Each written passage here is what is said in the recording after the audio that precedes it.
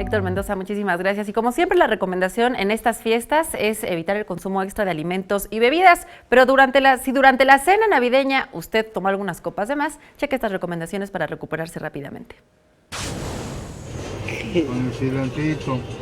Ya viene llegando la gente, ya viene. ¿No se dejó ver barbacoa de este lado? Más, Y para rematar salsa verde, mire.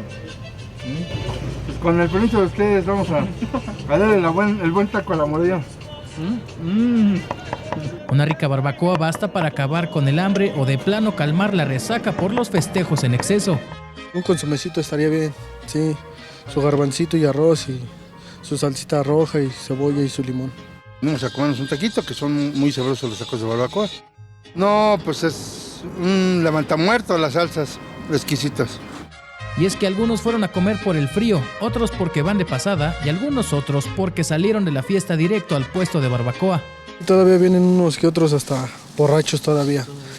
Muchos vienen por el consomé, otros vienen que por las salsitas y los taquitos de panza, los de barbacoa. Es así como los capitalinos aprovechan una de muchas opciones que hay en la Ciudad de México para comer y olvidar los festejos de fin de año. Con imágenes de Jesús Arias, Héctor Mendoza, 21 Noticias.